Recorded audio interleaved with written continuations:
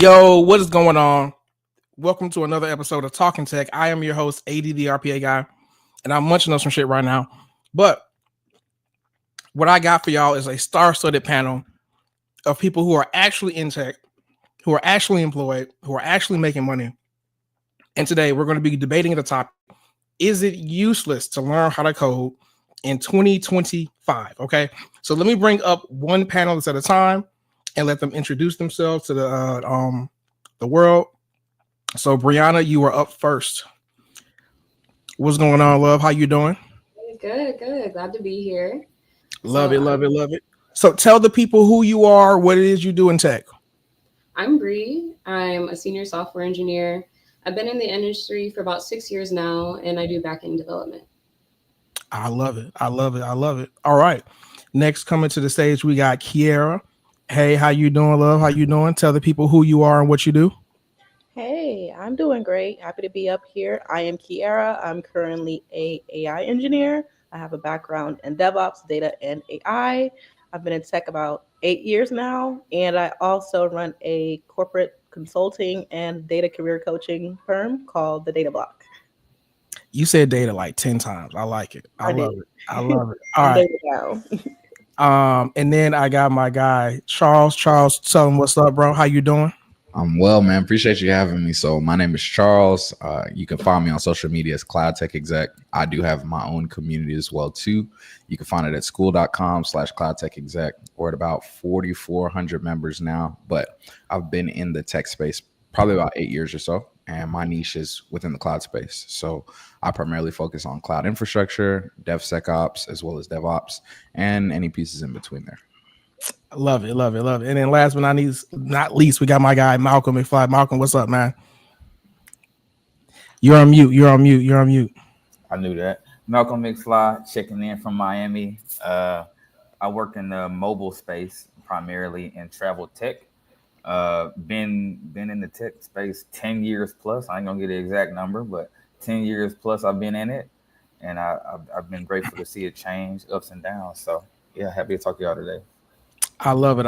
Okay, so before we jump in this debate, because I think I know where everybody's at on it, let me play a video real quick.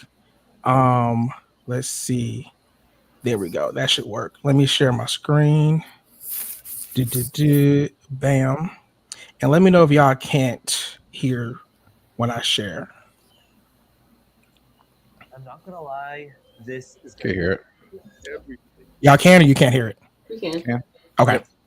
It is vital that your children learn computer science. And in fact, it's almost exactly the opposite. I do not mean to fearmonger you in the slightest, but the data speaks for itself. Over this last year, I've been to many tech conferences, interviewed C-level executives, and done hours and hours of research to find out what on earth is going on with tech, specifically AI, and what impact it has on coders. AI can already do all of the jobs that we as humans do. It's the first technology that has no limit. The people who were writing software, they're gone. Learning to code is not what it once was, and especially if you're a student or even someone interested in tech, is it worth learning to code in 2025? And my response is, it's complicated, and here's why. All right. I don't care about it, what his response is. I just want to show that first part. Boom.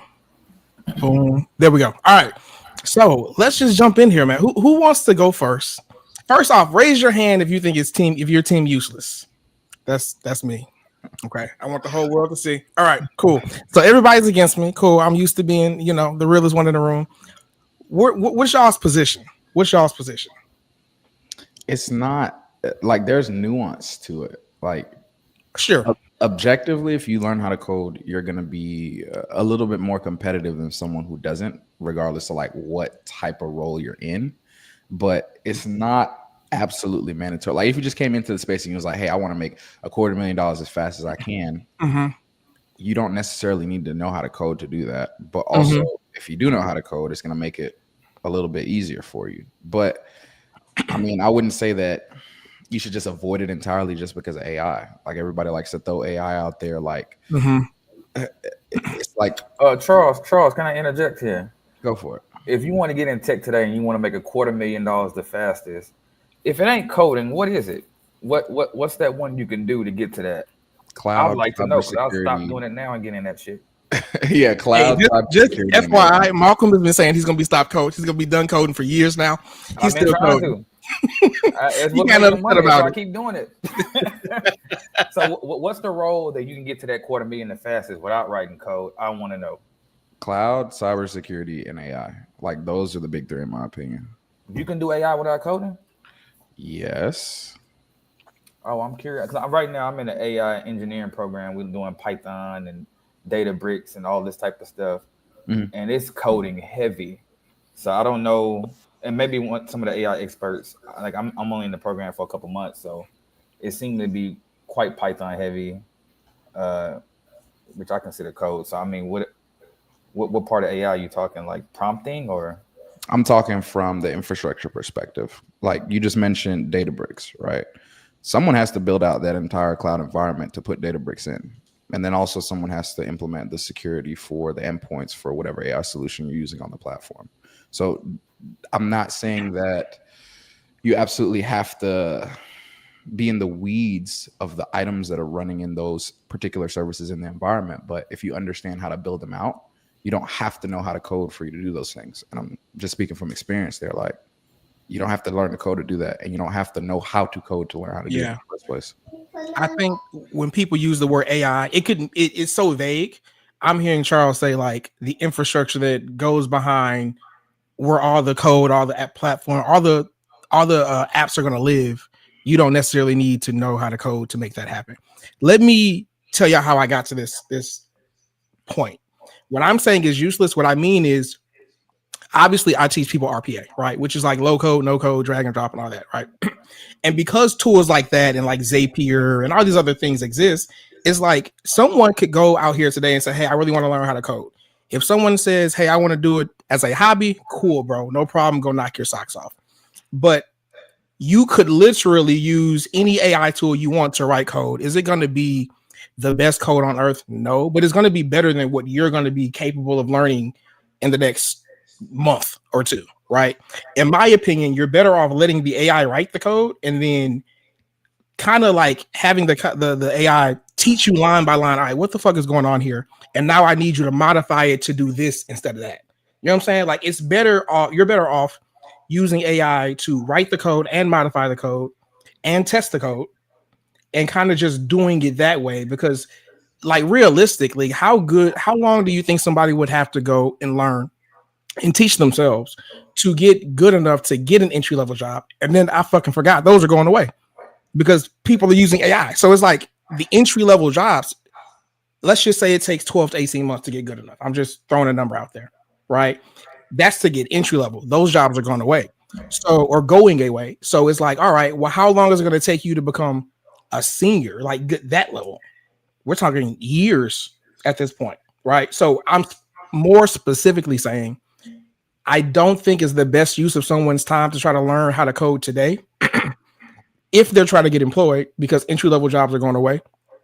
And a better use of their time would be let AI write the code, let AI teach you what each part of the code is doing, and then get wise enough to like modify it so that it works, knowing that it doesn't have all the context that it needs. If that makes sense. See, but go ahead, Kara. Couple things there. So if you don't know how to code, how can you trust what AI is telling you that it's written? It'll give you BS over the simplest stuff like how to make a peanut butter jelly sandwich. It's telling me that you're going to make enterprise grade solutions that are supposed to be compliant and and pass all the regulatory checks, like because we're talking about like at a job level, right? Like how like let's say you're making an app, right? You're using your code to make an app and that app breaks in production. What do you do then? If your AI can't give you the solution, you're not going to know how to solve that problem yourself. You've got a broken app, you've got sensitive data that's exposed, and you don't know what to do about it. AI is not going to fix that for you. So I hear Charles saying, let me ask you this. Let's say we're both tasked with coming up with an app and we've got 12 months to figure it out. You don't know how to code a lick. I don't know how to code a lick. You're telling me you're going to be able to learn how to code and build and publish this app in 12 months. And it's going to work better than mine. And I can use AI to figure it out. What I'm saying at all. Okay. It's definitely going to take you a while to learn how to code and learn how to code well. That's not Mhm. something that you can just do in a couple months.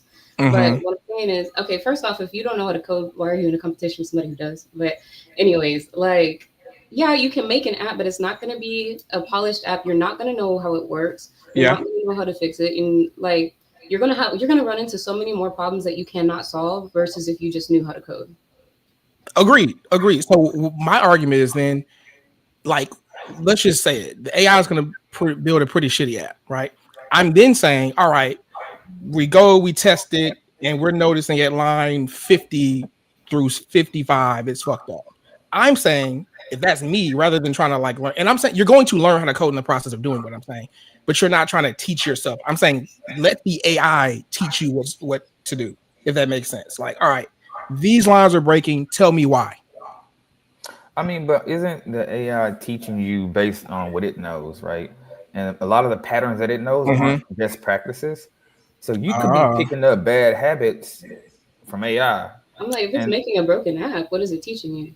I mean, companies be making a lot of broken stuff. I'm not gonna hold you. I could probably list like 5 right now, like personally that I've experienced. That I mean, the perfection that we perceive companies to have does not exist like we think it does. And a lot of that code, even if it's written by a person, I would still bet money that even if an AI wrote it and it wasn't perfect, it would still go to production anyways. It depends. So I come from a big tech background. So big tech tends to have a bunch of security protocols and all that stuff, especially when it comes to DevOps. So yes, of course there are, all the coders that work there are not the smartest or like, the best coders. Stuff slips through the cracks. It's still a company with tons of people at the end of the day. But so here's the thing. I think of coding different than being like actual engineering. So coding, of course, is writing the code, but engineering includes system design. And that's where your best practices come in and you having to figure out the trade-offs on how you want to make an app or whatever system it is that you're working on. Also, you have to think about in some places you might have many code bases that you have to interact with and pull information to and from. And AI, whatever coding tools, they don't have the capability of doing all that right now and doing it seamlessly. There's a lot of business logic that's involved. And I'm talking about this since we're talking about jobs like the typical software developer job. You're most likely not going to be making something from scratch unless you're going to like some new startup. A lot of times you're just going to have to jump into a code base, and that requires you to get up to speed quickly and learn from a lot of different business teams to see what's going on and how y'all all interact. So that's also the component that's going to make that is a blocker for AI. So we're seeing, of course, the hype from these influencers saying, hey, windsurf and cloud code, and they just did all this stuff. But if you hook that stuff up to enterprise, it's not working. if you can, Yeah, because they like a bank, pick any bank, just randomly. You think they're gonna be like, oh yeah, you could use. First of all, you're not even gonna get to the ChatGPT website. You're not gonna get to Gemini. You'd be lucky if you even got Copilot, if we're being honest. But like, like the AI is gonna take away all of these jobs. It's not even gonna have the context for one, or the ability to operate in the environment for That's two. that keyword.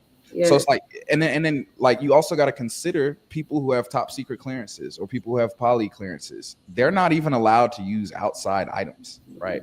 They can't even use AI to code. So can anyone here use it at their place of work? I mean, I can't. They won't let us use it. I can. I do work at a big bank, and we did do one of the biggest GitHub Copilot rollouts, and so we do use GitHub Copilot alongside our IDE when we develop. Okay, awesome. It's a sandbox version, though, of course. It's a sandbox version. Okay. The sandbox. Yeah. So how robust is that then with the features that we've talked that I've basically been mentioning about integrating with other code bases or repos? Right. So yeah, my team, we have a 7 microservice distributed system that we like for our application. GitHub Copilot don't do nothing, but write some unit tests. Like it can kind of look at your other files and draw from that and try to make you a little something that can get you on the right path, but it's not gonna make your feature. It's not gonna talk to the other services, and it's definitely not gonna go to products.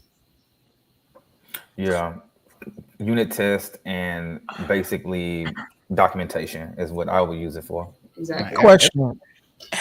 Go ahead, Charles. No, I was gonna say everybody else here is like a dev for real. It sounds like I'm not. Yeah, I code, but yeah. I'm an Shut infrastructure up. guy. Like Yeah, I'm shut listening up. to this and I'm like, interesting.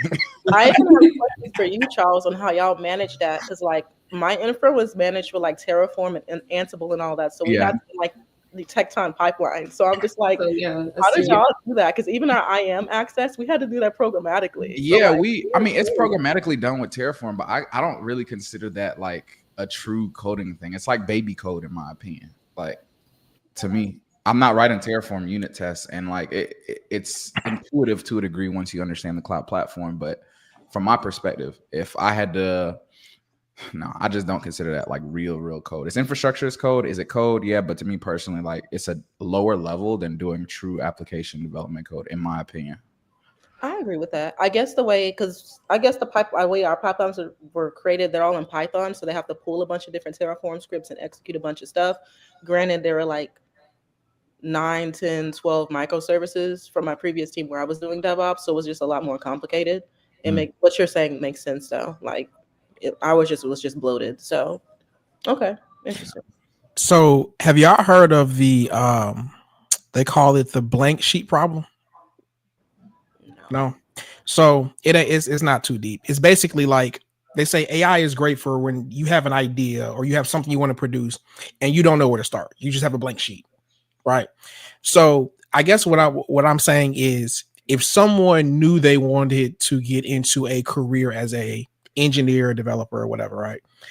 I really don't think that I would tell them, hey, go out here and learn how to code. Like spend this time learning how to code yourself or going through YouTube University. I probably wouldn't even tell them to pay anybody at this point, right? I think the better outcome would be tell AI to write you something, anything, right? Nothing crazy, nothing complex, and you're not going to understand it. And to me, it's like, all right, now use it to break it down line by line and tell you what the fuck is going on. So I'm not saying don't learn how to code. I'm saying don't think you're finna get out here and learn how to code by yourself and then get good enough to go get a job, because that's not about that. In fact, Malcolm, back to what you were saying earlier, or I think Charles, y'all was talking about this. Like, I wouldn't go the software developer route today. You know what I'm saying? It's like we're seeing that there's jobs and there's space for the senior people, but like we're seeing the outsourcing going on for entry level people. Wasn't it? Someone told me that there's universities that are no longer giving out computer science degrees. They're not even letting people enroll as computer science majors because these people are having hard times getting jobs. Right? Are those schools top 10? Yeah, and I mean, like university in general, it's outdated in my opinion. It's only like 5% of universities in the nation I think would even be worth investing your time and money in. So I'm not surprised by that. It's like, hey, we're gonna teach you outdated stuff and charge you up the ass. Like, of course, nobody's gonna get a you touched on something. You touched on something that made me think. And you keep talking about people wanting to get into tech and get in. Now, there's two different lanes, right? If you want to go the hobbyist entrepreneur route and build your own shit, that's one thing. But if you want to go into getting a job in the enterprise, that means you got to interview. And if you got to interview, AI's not gonna help you there, you know, because I'm gonna be the guy interviewing you, and I'm gonna see through your shit like Swiss cheese. You know, I don't know. Even hold up, Charles. Even at the engineering manager level, if you go work for engineering manager, even if it's a non-coding role, they still want you to have coding knowledge to get those engineering manager roles. So it's like you can't really. I mean, in software development, DevOps, that's different. But if you're trying to get into development, there's no role that's gonna let you skate through without knowing how to, you know, do pointers or while loops and this type of yeah, thing. I get what I mean, in my opinion, like from my years of failing software development issues, you kind of just memorize LeetCode code and then learn a little bit of system design, in my opinion. But I'm not advocating for the use of AI in interviews. That's not easy though. It's not easy. It's not easy. It's not easy. It's not easy, but the formula hasn't changed for a long time. Get really good at LeetCode code, learn some system design, figure out what question you might get from the companies you're targeting, and then go look. Do you know what you gotta do to get good at LeetCode? Yeah, I do, because I tried. You have to learn how to code. For those people, for the people listening, he said, all you gotta do is get good at leak code. Yeah, that's very. That's like building the pyramids. This is hard as hell. Like, all like, you gotta do is memorize leak code. But That shit not easy. I want to get to the AI point, right? Like, I don't advocate for using AI interviews, and I never will. However, there is a large surplus of people presently doing that, right? Like, I've been in interviews where they say, I just straight up asked them. Matter of fact, I recorded it. I need to post it on TikTok. I straight up asked them, like, hey, how many do you have like AI scammers in your interviews? And they were like, yeah, like we have that happen so much that we want everyone to be on camera 100% of the time at our company, right? And it's very prevalent. It can work, but even if it does work for you, you're not going to keep the job for long. Like, it's just right. That's what I was waiting on. yeah, you're not going to be hired for long. Eventually, they're going to find out either you outsourcing the work or just being unable to produce. Like, God forbid you get into an environment and they just don't allow any AI at all, right? Then you be cut. Great. Yeah, and then also some places or a lot of places they should, if they do, best practices, they have their own coding standards, and you're also going to have to mimic what's going on in a code base. AI is not always good at that, so people will be able to easily see, even if you do, or if you're able to use AI on a job, they'll be able to pick up on that stuff pretty quickly. Now, I'm not against using AI because it can help with speeding up your output. But again, I do think that you still need to have that level of understanding of how to code. That way you can debug easily, and you also understand how to test that code. Because sometimes it can write your unit tests, and those unit tests are literally they're not even actual tests. It just will pass it for you just because it knows how to do that. Also, another thing with the coding tools, these LLMs aren't always up to date.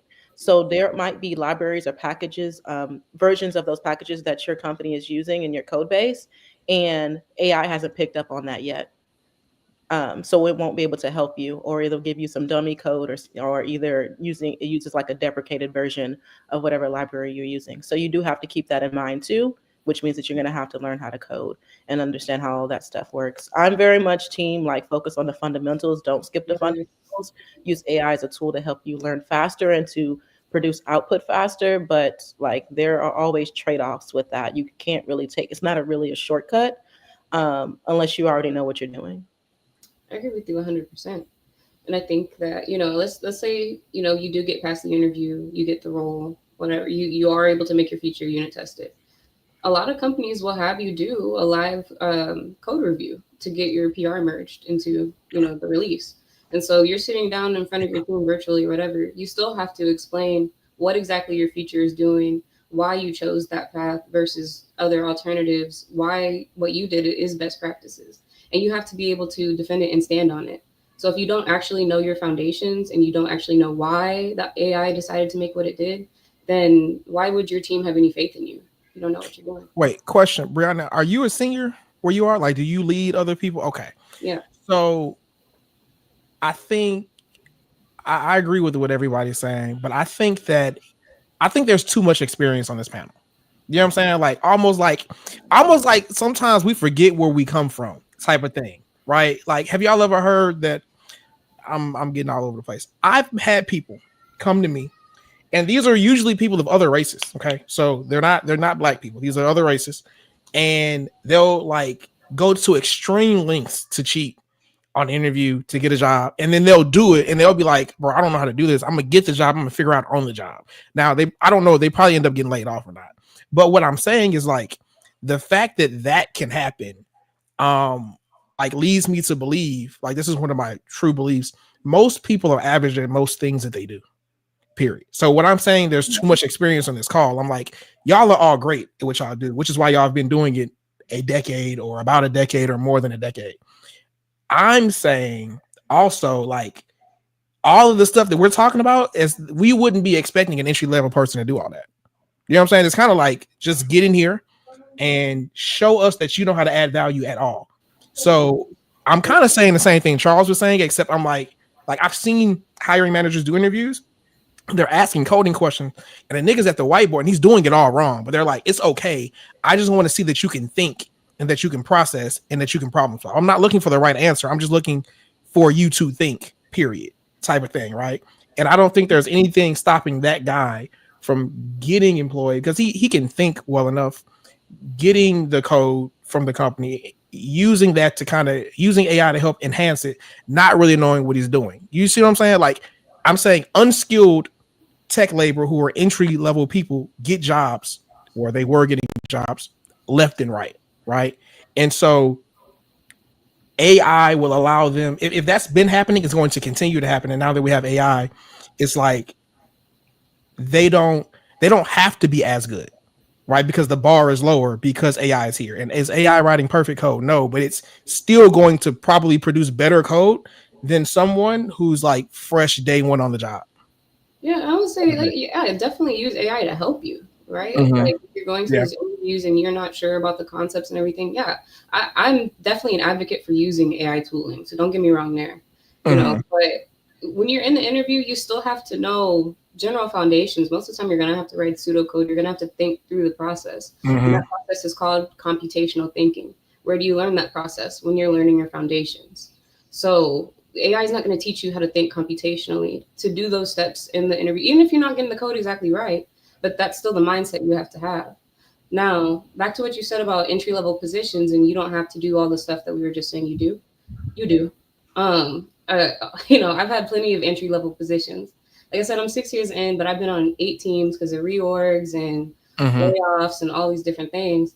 Every team I was on, I had to jump in, start coding, and start producing, like because that's what I said I could do. Now, maybe other companies don't do it like that, but I've been at two, I've been at City and at Google, and both of them expected you to already pretty much know what you were doing. They'll teach you, Okay. but you should know how to code in your foundations. So you're jumping in very well established, like high end brands. So that's a little different. I've always tried to avoid those. So that's a little different for me. I got you. Where are you coming from? Hmm?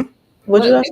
Yeah, what are you coming from? Like startups, self-published apps? Like, what do you mean? No, I like regular companies you ain't never heard of. You know Oh, what I'm saying? Like where it's just like, like I show up, I do my job, I go home. Like I'm not, and I've done the startup thing. I've done all it, and that's all great. You know what I'm saying? It's just that's not where I want to plant my flag. If that makes sense. I see. Well, same thing that Bree said. I mean, you do have to learn this stuff because it's more than just coding, it's systems thinking. You're going to have to talk through your process, regardless of whether or not you got the implementation wrong or whatever. People have to see if you are able to reason and make sense of things. It's also with coding. You don't just say, hey, build me an app, and then it just spits out an app. You have to prompt it. And when you're prompts, you have to actually have systems thinking to give it a good structure on how exactly that app should be built. So it's the same thing. Like you still have to go through that difficulty of explaining your thinking. It's just you're either going to do it with code or you're going to do it with words. And that's the thing. Communication, it's always there. Even with coders, we have to be very good at that. For sure. Another thing that I was going to say is I mean, yeah, I'm a data career coach. I've been helping people get jobs all, pre AI and even right now. So I get it. I understand what they have to do. I think that we're in the middle of an AI bubble. Also, a lot of these companies that are talking about, oh, don't know how to code, don't learn how to code is useless. They still send their kids to school, to go to software engineering school and all that. And then also, they are marketing. They have a product to sell. If they're selling AI coding tools, of course they're going to discourage the audience from learning how to code, because the less people that know how to code, the more reliant companies will be on buying that software, getting those licenses. So we have to always think about with advertising, what is the intent behind this? How does it benefit this person to be telling me these types of things? Also, seniors won't always be there forever. Who's going to be there to replace them, especially in an event when things go wrong with the code? The entry level people that have to learn how to code but still use these AI tools. So, for me, I've always been a type of I strive for greatness. That's exactly who I talk to. I don't really want to talk to anybody that's average. If that hurts people, I'm sorry, but I think about career longevity. It's not just about getting in. Mhm. I think that's where a lot of people stop, but it's really about staying in. And there are certain things and certain mental models that you have to keep in mind in order to stay in this field. Like that's just the reality, especially regardless of roles, whether you are coding or not, even if it's automated or RPA, whatever. You still have to think, and you can't just BS on your job. Like it's as easy as it is, as much as you can set everything, you have systems in place because you've thought it through and you know what you're doing. Mhm. Everybody can't do the AD. So yeah. Well, I'm not saying that. What I'm saying is, y'all act like y'all ain't never worked with nobody who sucked at what they was doing. Like y'all act like, okay, y'all act like y'all ain't have college people in your class who they cheated their whole way through college. You know what I'm saying? So like, right though. there are unskilled people who are kind of just floating by, making shit happen. You see what I'm saying? I had an engagement, and one of my like managers or whatever was like, "Yeah, man, I'm glad Charles came in. The guy we had before him, oh my god, he was awful. Very, very well paying position. So I can advocate for that. There are people out here that are average that are still there. Okay, I'm not saying there isn't a place for average people, but also on the note of from my perspective, all you guys are some form of software dev, and I can understand if they're saying, okay, well, you don't have to learn how to code for you to be competitive in the space. I second that. I second that. I think the most popular things in the tech space are software dev. I'm putting air quotes around that because there's like a million kinds. Mm-hmm. And then cybersecurity, and I put air quotes around that too because there's like a million kinds. But the point that I'm making is like, in media, it's always code. Like, you don't have to know how to code for you to have a fulfilling, high-paying, long-lasting tech career. Like, I'm never gonna meet someone and tell them you absolutely have to learn how to do this, or you're not gonna be able to be competitive or successful. And to add to what you're saying, Charles, I'm not even saying average people. I'm talking about the below average people who have continued to exist in said career. Because there's average, and I think average is poor. I'm saying there are below average people. My question is, how far are they getting though? Like, are they getting that first job? Are they trying to go to senior engineering? Like, or no, they're probably not that ambitious. Right. So I mean, there's a cap to how far you can go if you're going to take that approach, and you're kind of shooting yourself in the foot because you're going to gain a reputation with those who have worked with you or have seen you work or whatever, that you don't know what you're doing. You're actually not even trying to do nothing. Like, and or there's also job stacking. There's also job stacking. And just getting shit done. Do you see what I'm saying? Like, and let me tell you my mindset a little bit. And I've talked to so many men like this, bro. So many men, they are dissatisfied with their life in general, in many ways, right? And so they kind of throw themselves into their work. Actually, that's not even a man problem. That's a lot of people, right? Men and women. And so they throw themselves into their work, and like their work becomes their identity, right? And it's like, or your work could just be your work. And then like you can just like, you don't like, we have like this black excellence thing, and that's fine, that's cool, do what you want to do. But to me, is like, bro, my life is so much more than just work, right? Whether that's philanthropy, whether that's family time, whether that's hobbies, whether that's hanging with the boys, you know what I'm saying? And so I think that we tend to think like, if you're not willing to be excellent, then you're going to be forgotten or left in the past or some shit like that. And I don't necessarily think that's true. I think that with the advent of AI, it is starting to become more true for the lower talented people when it comes to coding. But I think it's at the point now where it's going to become a commodity. And this might be a silly example, but this is how I think about it. It's like, if you wanted to travel from point A to point B, right, from one city to the next, like, you could go learn how to like go get a horse and like a buggy and like feed the horse and all this, or you could just learn to drive a car, right? And so to me, like, learning AI is learning to drive a car. Like, you're gonna suck, it's gonna suck, the code it produces is gonna suck, but you're still starting at you're starting from a further point, if that makes sense. I think it depends on what you want to do and where you want to go. Mm-hmm. Because, you can definitely use that tool to get started, get your entry level job. If that entry level is making what you want to make and it makes the time for you to live your life, and do that. But if you are getting into this field because you're actually passionate about engineering and you actually want to go further, just imagine like you get to a certain point in the cap, you're trying to move up. Now all of your competition has been coding for years, right? Mm-hmm. And they're experts in their craft now, or close to it. And you have shot yourself in the foot by skipping those steps, just trying to get cut up to speed. But now compared to your peers, you're down here. And that's going to give you a really hard time keeping up and competing when it gets to those mid stages. I agree. I'm also a fan of learning the fundamentals. Like, that's all I really do, is learn the fundamentals of anything that I do, right? But, and I don't know the answer to this, so I'm curious to know your answer, Brianna. What percentage of people that are writing code today professionally and are employed do you think really learn the fundamentals at a high level? I can't A answer lot? that question for you. Like I would feel like a lot. I really would feel What like percent? What percent? Mac, I Like- want to know your answer too. Like out of everybody, okay. I mean, because we're really only going to care about the top upper echelon of people. Maybe like Why? less than 20%. Why are you saying that? Because those are going to be the people that care about I guess refining the fundamentals. It's not going to be an average person that's going to go out of their way and be like, oh well, I want to be like, no. Like I said, learn leak code. like if you memorize leak code and just understood how the algorithm patterns work, and then you got enough interviews under your belt. You know how many legal questions there are to memorize? You gotta do like build a $1 billion company. Wait. All you gotta do. My logic with that is how much is it? It's blind 75. It's only 75 questions, and then like the likelihood of you getting like a medium or low is going to be way higher than the high. So what's the point of studying all the highs anyways? I'm just saying you don't have to be this 20% or for you to replicate that. And how would I know? I went to people in university who's done that, and they still got a job, right? But I'm not saying that's like the route everyone should take. But I'm just saying you don't have to be that upper echelon 20% to make it happen, and then you also don't even have to learn how to code for you to still make that upper echelon income. So it's like, you feel me? So, and we know humans, we typically take the path of least resistance. So who the fuck is gonna go unless you like you're Brianna, like you're passionate about engineering. I don't even know what the fuck that means.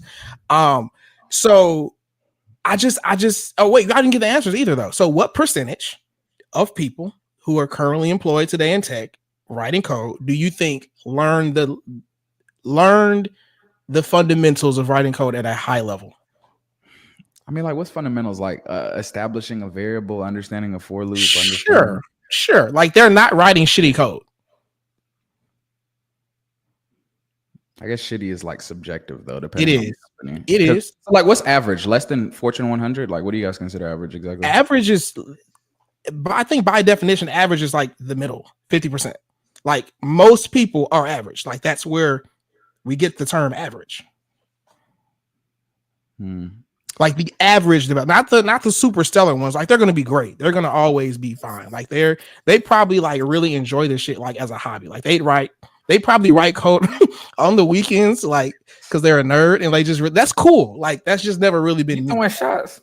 I'm. You're looking at me when you said that. Being a nerd may be I have fun on the weekend. I'm not fucking writing code on the weekends. That's cool though. That's cool. Let me throw a number out. Nobody throwing a number out. I'm gonna say 25% of the people don't have the strong fundamentals, and the reason I say that is because the people that have the strong fundamentals in coding, they not publishing on Medium. They not doing YouTube videos. They in that bitch cranking out code. They don't care about being voicing their architecture that they're doing. They're just in the weeds of shit. You know what I mean? And so we just see all the people that just learned how to code on YouTube.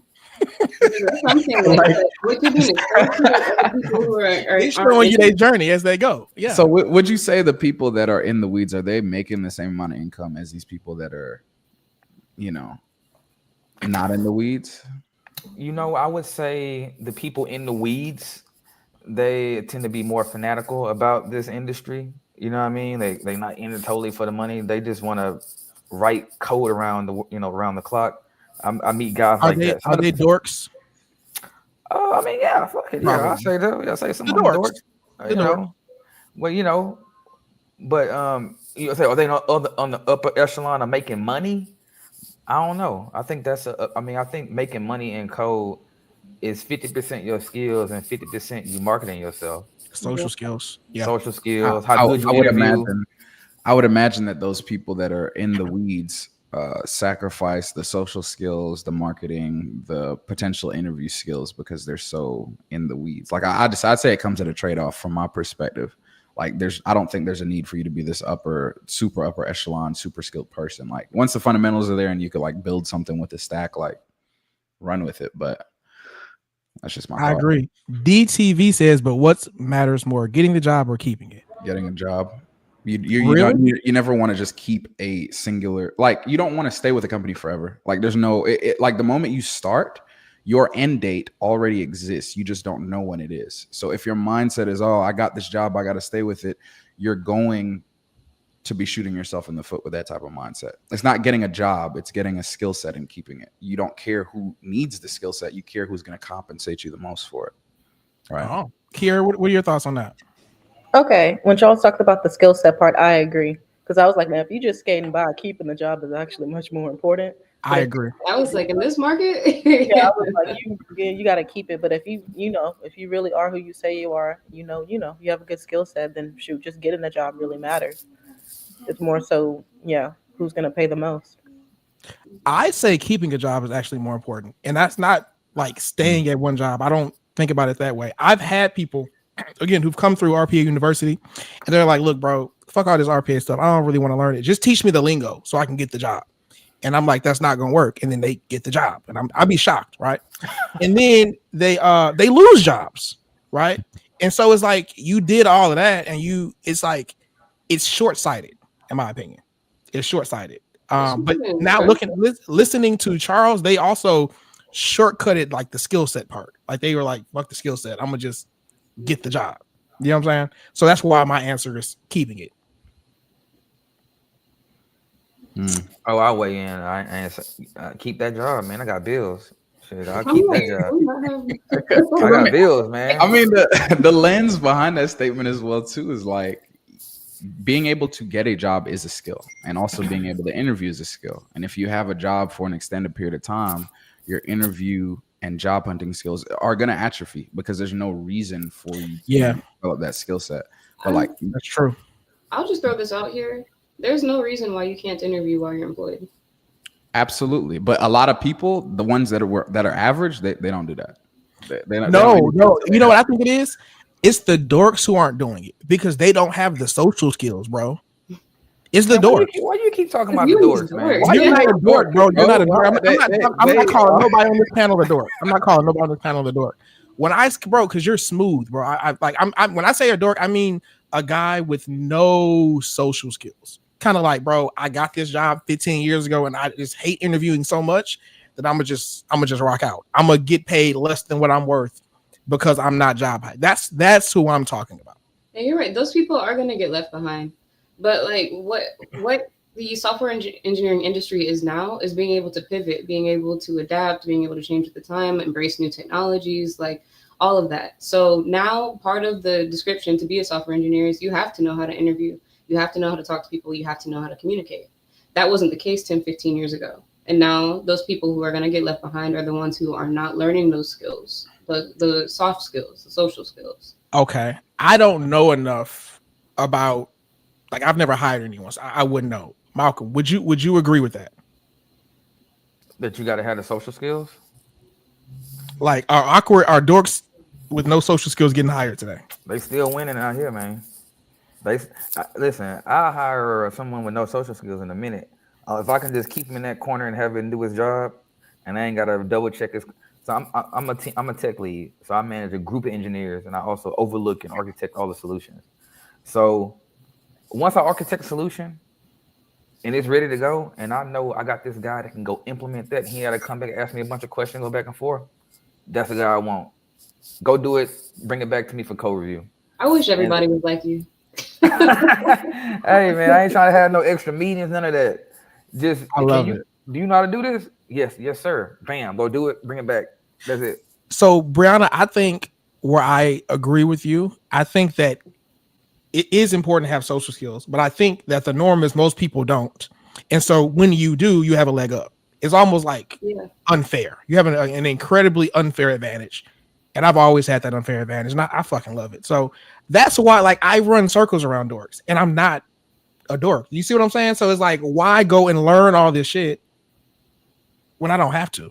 Like, I'll learn the stuff I want to. I'll learn the stuff that piques my interest, and it's cool and stuff like that. But like, you really just need to know enough to get the job done, and then you need to have the confidence to communicate that you can get the job done. And then you learn what you need to learn. AD, I'm about to catch you in a conundrum, good sir. Go ahead. I'm about to catch you in a conundrum. Go ahead. You said, is learning the code useless? but Mhm. several times you reinforced that you can. No, seriously, you reinforced. He's like, I got my trap car waiting on you. Yeah, I trapped you. You cornered now, brother. You said what you really don't think learning code useless. You think AI can be used to help you learn code. Do you Yes. agree with that? Yes. So you don't think it's useless. You just think AI is a better teacher than learning on your own. I think if you're going to start, I said it in my video. Y'all gotta watch my YouTube. I'm saying if you don't know how to code today, like if you starting from scratch, nigga, you're better off not learning. You're better off not learning. You're better off. I'm sorry. Let AI teach you what you said. Yes. So that's still learning though. I was gonna say that's still learning. Sure, but that's now. I'm in 20 years. I don't know if I'm gonna still be. I think at that point it's gonna be like, nah, you're better off not. Well, Right? okay, so right now we're at the entry level of AI. Yeah. Right. One, there's a lot of red tape and compliance. People don't want to share their code bases unless Brianna's bank. I need to learn what bank you using so I can stop using them. And secondly,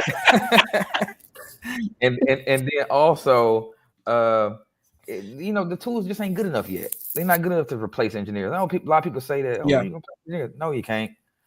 India is replacing engineers, not AI. That's the god awful truth. But yeah, it's just not there yet. And then when it is there, I will gladly manage a couple bots. You know what I mean? Like whatever.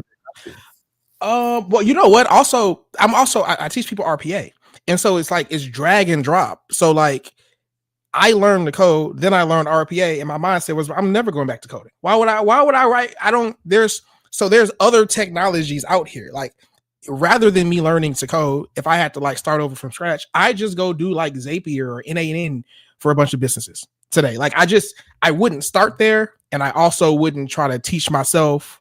You know what I'm saying? It's just. So maybe useless is strong. Maybe I did that for marketing purposes. I don't know. Maybe I want to trigger some people. But I must have triggered Kiera. I must have. Culture. I'll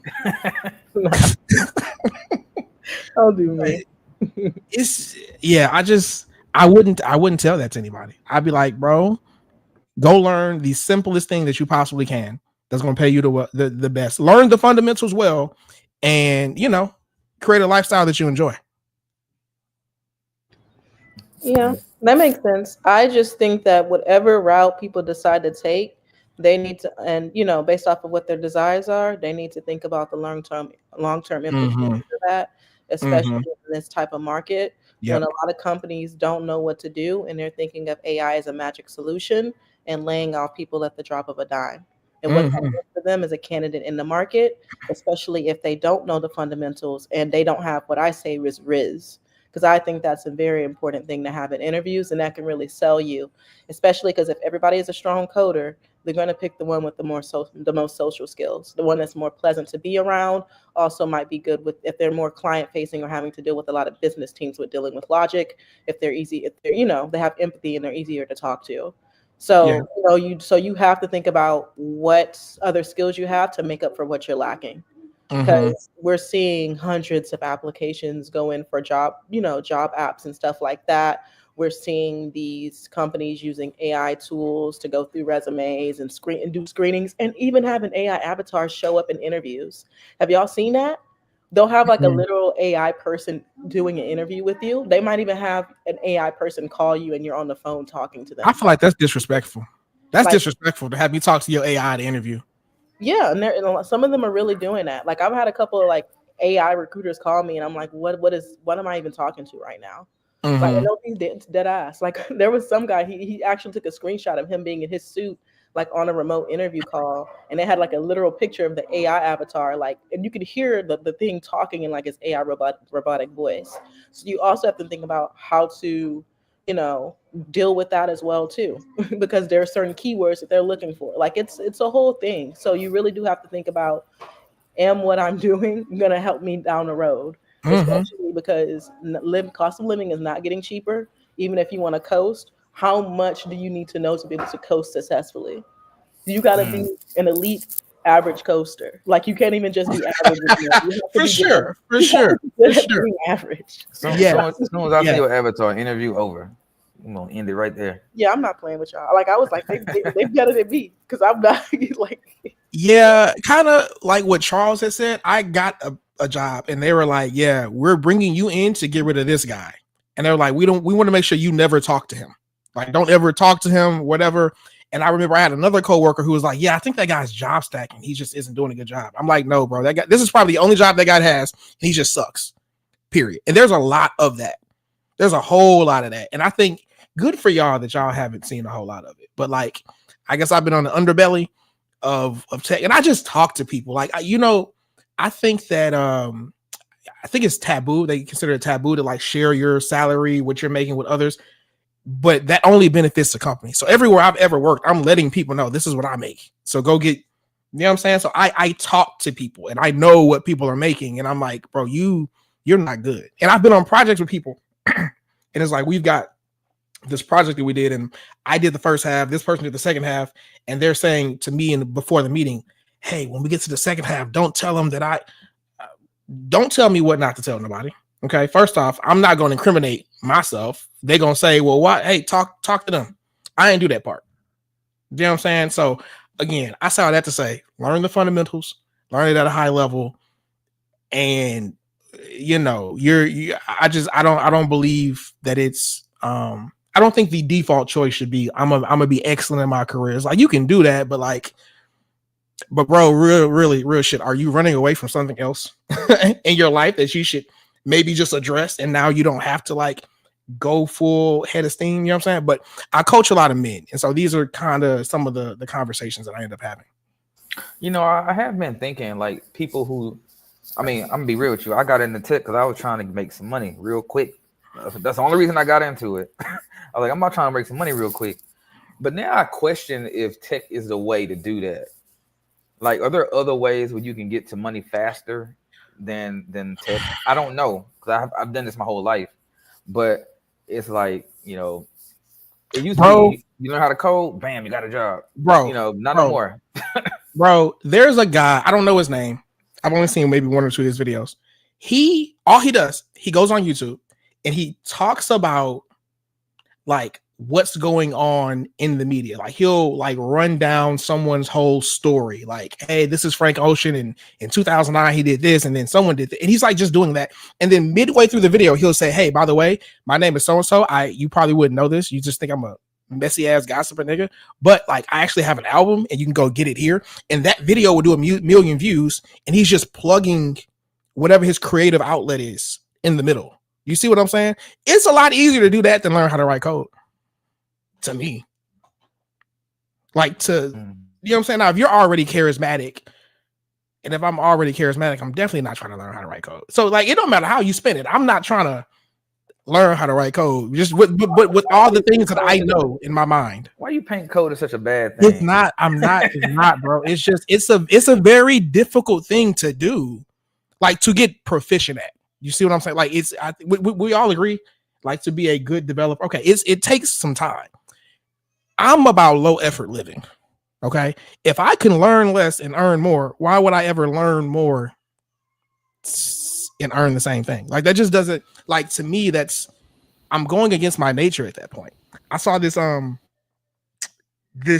was like geographic, what is that when they show the animals in nature and shit, and we think about bears going out and killing their food and hunting and eating what they hunt. Bro, it showed how most bears get their food. They go to a little river, and they go to the part where like the fish are dead and that they're just like kind of wavering there, and they like dip their toe in and they kind of just scrape the fish from the bottom. This is how they eat most of the time. They're not expending all this effort. So like, I just don't believe in that. Like that's do what you got to do. If that's the only way that cool, do what you know. But like with all the advents of RPA and AI and all these other tools that I don't even know about, is like I would not pick. That wouldn't be my first, second, or third choice as a skill set today. If you're a low effort person, coding is not for you. Yeah. Like I'm gonna just leave it at that. Yeah. Unless you enjoy it. If you genuinely enjoy it, then you can probably go far. But you're also going to need the social skills as well. Exactly. You know what I'm saying? I enjoy when my code works. It don't work, I hate it. Say it again. I enjoy when my code work. When it don't work, I hate that shit. Oh, okay. Okay. It's very frustrating, but I don't know. I feel like to me, nothing really beats that feeling of accomplishment. Once you do solve it, and once you do create, I mean, because you can learn how to code, it enables you to create things that nobody has ever created before. It allows you to solve problems that nobody's ever solved before, and that's so fulfilling to me personally. So I work for a lot of high visibility companies, and I would get a thrill of working on a feature and then seeing people on Reddit talk about how much they like that feature. Like, oh man, That's this is dope. so nice. I wish I could That's do dope. something like this.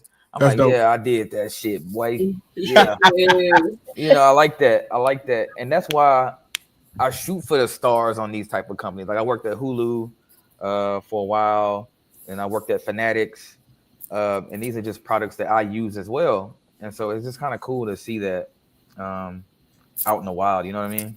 It is. When I worked at, being at Citibank, I do a lot of stuff that doesn't reach the consumer. I work for our internal teams. But when I was at Google, I, made a feature in the Play Store and I went and showed everybody. I was like, look at this. I did that. I coded that. Look at that. Like, I think that's so much fun to be able to do.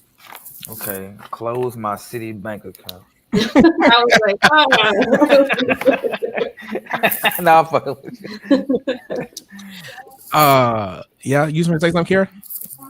No, most of the work I enjoyed was on the data analytics side, but it was also internal, so most people couldn't see it. But it benefited the employees, so I was happy about that. Coding is cool. I'm at a point in my career where I really, really love strategy and architecture. So, I don't know. For some reason, I don't get as thrilled anymore from coding. That's grunt work. Let's be real. Coding is grunt work. It's a lot of grunt work. It's grunt work. Like that's now I'm trying to be disrespectful. That's a little boy. You know what I'm saying? That's like you're supposed to move past that point in your career. Now listen, Brianna, Kiara, I can't really debate you on that because overall the company do kind of see it as grunt work. Because I noticed every year the company would give out rewards, promotions, and the people that be getting all the notoriety is the product people, the product owners. It's never the engineers who are like putting the magic together. It's like, cool, you oversaw this whole feature for the whole year. This feature brought us the company this many millions of dollars. It ain't on the engineers, it's on the product owners, the product folks. They get all the recognition. So I mean, from a company's point of view, yeah, they don't see the value in the engineers, I would say, as much as they used to. We used to be gods. Not no more.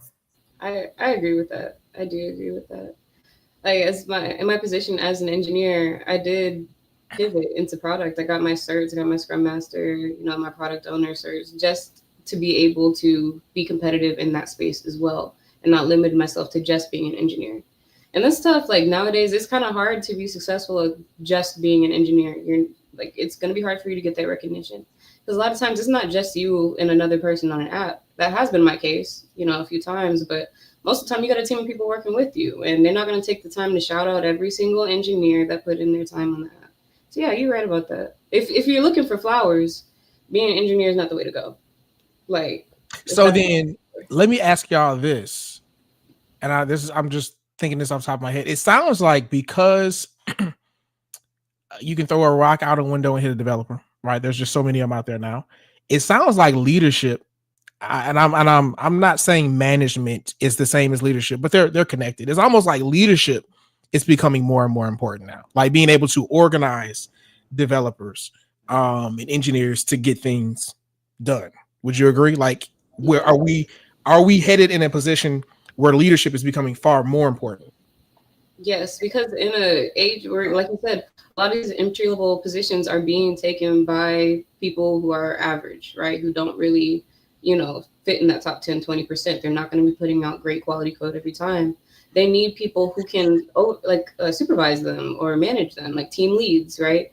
And the team lead has to be competitive and really know what they're doing in order to keep the org afloat, really. Because the devs aren't going to do it themselves. Mm-hmm.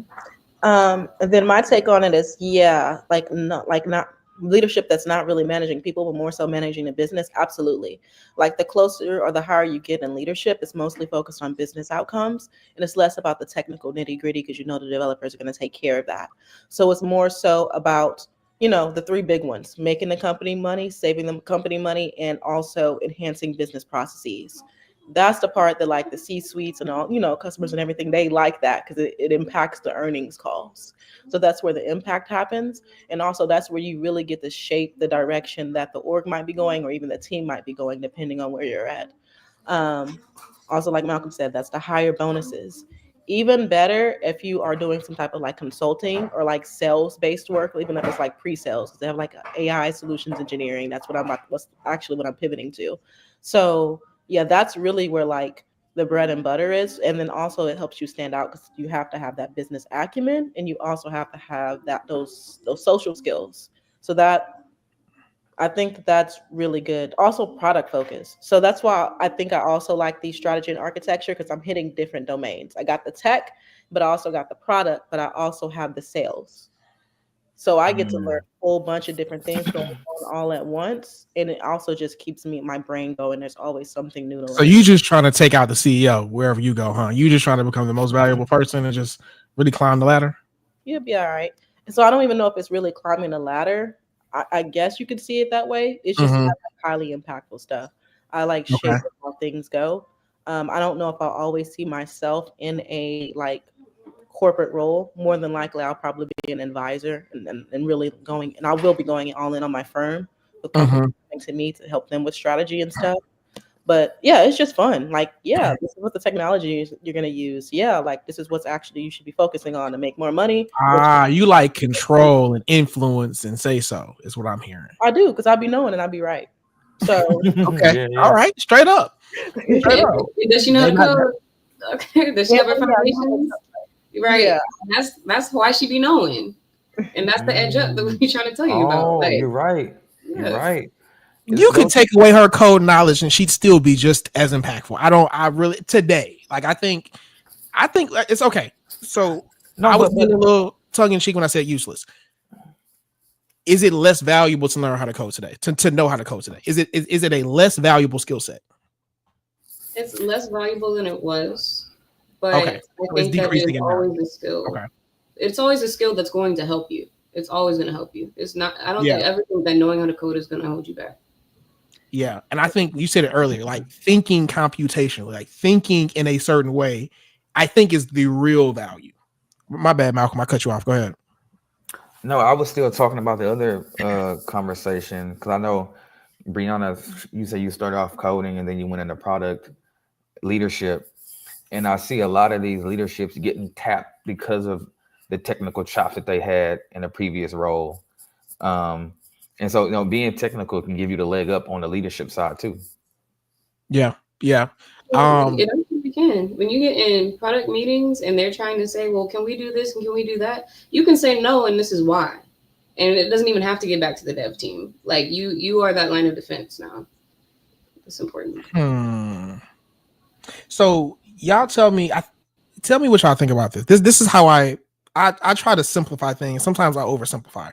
There's 3 types of roles in the tech space, right? You've got technical roles, you've got what do you call it? You have non-technical roles. So that's a big broad category I know. And then you have like liaison roles, like people who kind of communicate back and forth between the two, right? Would you guys agree with those 3 buckets? Would you any disagreements? Okay. Go ahead, Kira. No, so that makes sense. Okay. So then I've always said if you want and maybe this is still true, like job security, I think the technical one is where you want to go because you're the hardest to replace at that point, right?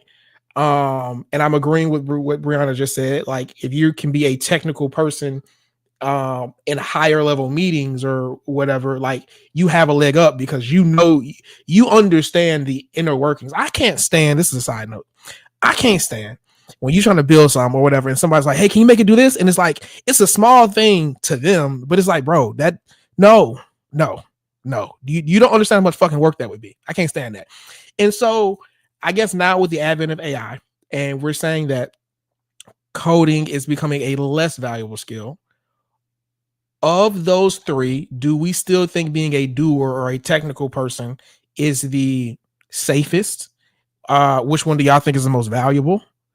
And it sounds like what we're saying is it's becoming less valuable to be the technical person. Like, it's still valuable, but it's less valuable. I think it's less valuable right now to code just because this AI bubble that we're in, where everybody's excited about these coding Mhm. tools. There is going to be a price to pay for these companies once they realize how much code slop there is, and they're gonna need really high quality devs to come in and fix that stuff. They just don't realize it yet. Wait. I'm not saying coding. I'm saying being the technical person in Oh, any regard. In any regard, like, is it less valuable today? Do we think that being the technical person, vaguely speaking, is becoming less valuable? I don't think so. no, it just depends. I don't think it's less. No, because I mean the technical people are what actually helps the products get built out.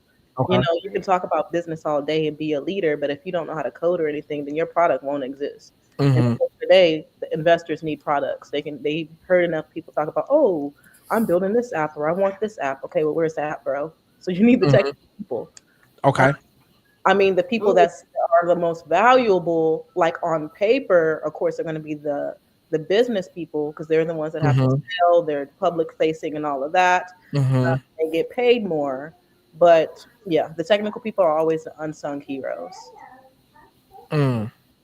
I I would think say just because we. we don't get the flowers means we're less valuable. I don't think that at all. Mm, mm. I and beyond care, I think the technical folks get challenged more now. Like, I go into meetings with product folk, they done did something on Gemini, and now they think, no, seriously, they done did something on Gemini, on Chat GPT, and they bring it into sprint planning or whatever, and they say, oh, I seen this on Chat GPT. Can't we just do it like this? That's not your job. Man, no. So it's just we get challenged more. Like, I used to go into meetings and whatever I said was gold, but now these product folk when got smart. They Chat GPT and stuff. Oh, well, it says it should take this about this long and this many resources to do it. Or why are you saying this? Like, people, That sounds annoying. yeah, it It's is. so Oh, annoying. And those tools don't have context. They don't know your code base. They don't know Oh, what that's why exactly you you're said that doing. earlier. Yeah, exactly. And they're I also got just you. regurgitating a bunch of words from a database that they were fed. So they don't know much of anything. It's literally autocorrect. So Listen, exactly, like they don't ChatGPT runs off Reddit, yeah, so do with that what you will. they don't exactly. they don't think. Why are y'all bullying the non-technical people? That's not what this is. Oh We're not gonna do man, that. We're I not do gonna feel like do I'm that. doing that. I do feel like I'm doing that. I'm trying to balance out what you saying. I got you. I got you. Well, I mean, it was just a question. It's just a Yeah. question. Yeah, it was just a question. But I agree. We do still need the technical people. They build it at the end of the day. I'm just thinking, like, with AI and with everything becoming easier to build. Period. Like, AI is building some shitty stuff, but it's still getting things built. It's getting things off the ground, right? I'm trying to think out loud about, like, okay, how does that shift the economics of those three positions? Who's more valuable? Who's less valuable? If someone were to start a career today in tech, which one is the simplest to get into, right? Which one has the most longevity, right? Just a thought experiment. Yeah, I'm just thinking out loud. But we've been over here for over an hour, which I didn't expect that to happen. So that's dope. Any last words before we get out of here? Oh, wait, we got some more comments. Let's see. DTV says less valuable, but still very relevant to be successful in the space. Agreed. Any final comments before we get out of here? Or is there any questions y'all want to pose? If not, where can the people find you? I'll start. I say if you're Black and you want to get into tech, I'm a community ambassador for Brilliant Black Minds. So you can find us at Carrot, KARAT. We're a community that helps Black people get into tech. We do those leak code interviews. We do all the prep. We do workshops, design system thinking, all that good stuff. So come find me there. You can find me on LinkedIn under Brianna Valmont and on Twitter as Breathe the Techie. Love it, love it, love it. Appreciate you for being here. Yeah, I'll jump in. You can find me on Instagram at Malcolm McFly. I am a practicing software lead. I do stand-up comedy as well on the weekends. But if you want to connect with me on some job stuff, I'm more than willing to refer you. Not because I like you, because I get a bonus every person that get hired. Straight up, straight up. So, so if you got some skills, hit me up. I'll be more than willing to walk you through the back door. What skills do they need? Anything coding wise, Kotlin, Swift, JavaScript, React, Python. You know any of those things, and you want to live in Miami? I got some connect on some travel tech in Miami, so reach out to me. Love it, love it. Appreciate you being here, bro. Kiera. Yes. So if you want to connect with me, my handles across Instagram, Twitter, LinkedIn, and TikTok are I am Kiera D. You can also connect with me on LinkedIn as well as Kiera Dotson, especially if you want to know more about data, AI, cloud DevOps. I'm definitely good for that. I also do career consultations if you want, help with strategizing about what your next move should be for your career, and that's at the Data Block. And I put out tons of tech content about how to get into tech anyways, even if you don't do a consultation. So yeah, thanks for having me on, AD. Absolutely. And I've been your host, AD, the RPA guy, the smoothest RPA developer in the world. If you are someone who is currently making six figures, but you never have time to spend with the wife, to spend with the kids, you're always on the road, you're working 6-7 days a week. You've climbed the corporate ladder just to be like, I don't like this shit. You want to still be able to make $100,000, $250,000, all of that good stuff, working remotely, anywhere you want on earth. Tap in with me, breakintotechnow.com. This has been another episode of Talking Tech. I appreciate all y'all for rocking with me. Like, comment, subscribe, all that good stuff. We're done.